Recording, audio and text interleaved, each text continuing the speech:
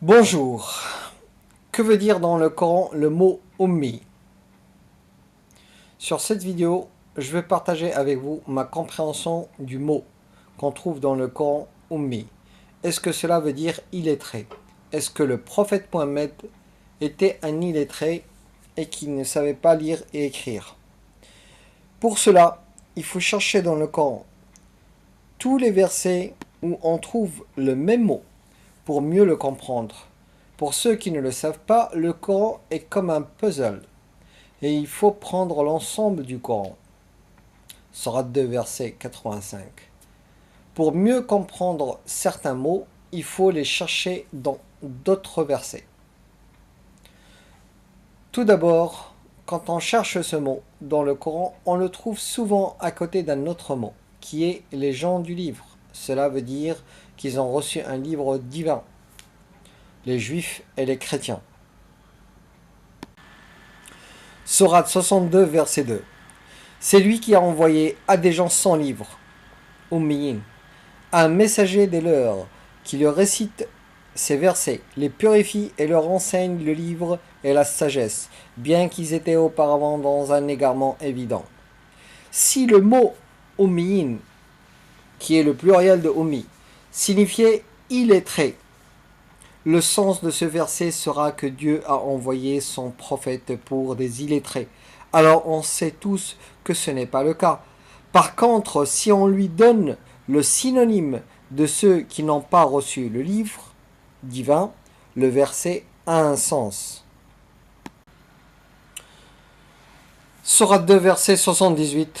Parmi eux, il y a des gentils qui ne connaissent pas l'écriture sainte, excepté à travers des oui-dire, et présument qu'ils la connaissent. Ici aussi Dieu nous parle de ceux qui n'ont pas de connaissance du livre divin et en utilisant le mot Ummiyin, qui est le pluriel de Ummi. Sourate 3, verset 20. S'ils argumentent avec toi, leur dis, je me suis simplement soumis à Dieu, moi et ceux qui me suivent.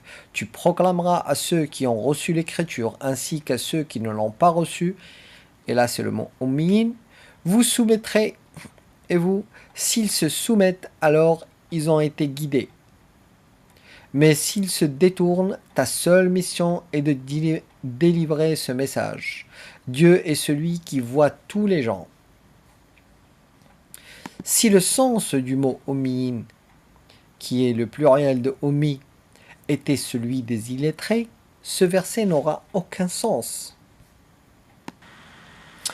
Sourate 3, verset 75. À certains adeptes de l'écriture peut être confiée toute une fortune, et ils te la rendront. À d'autres parmi eux ne peut être confié un seul dinar, et ils ne te rembourseront pas à moins que tu ne les poursuives. C'est parce qu'ils disent: nous ne sommes pas obligés d'être honnêtes lorsque nous traitons avec les gentils.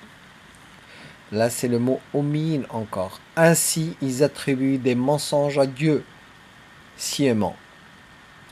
C'est ce qu'on trouve dans le Talmud, mais pas dans la Torah. À ce sujet, on trouve autant de conneries dans ce qu'on appelle le hadith ou la sunna, mais jamais dans le Coran. Aussi dans ce verset, si on remplace les gentils par les illettrés, le verset n'aura aucun sens. Et voici les deux versets du Coran pour répondre à ceux qui utilisent la violence verbale envers les gens du livre, les chrétiens et les juifs, disant que ils sont des mécréants et que c'est eux, soi-disant musulmans, qui iront au paradis et le reste iront en enfer. Sourate 4, verset 123. Ce n'est pas conforme à vos souhaits ou aux souhaits des gens de l'écriture. Quiconque commet le mal paie pour cela et n'aura aucune aide ou soutien contre Dieu. Sourate 29, verset 46. Ne te dispute pas avec les gens de l'écriture sainte, juifs et chrétiens. excepté de la manière la plus bienveillante, à moins qu'il ne transgresse et dit, nous croyons en ce qui nous a été révélé et en ce qui vous a été révélé, et notre Dieu et votre Dieu est un, et le même, à lui nous sommes soumis.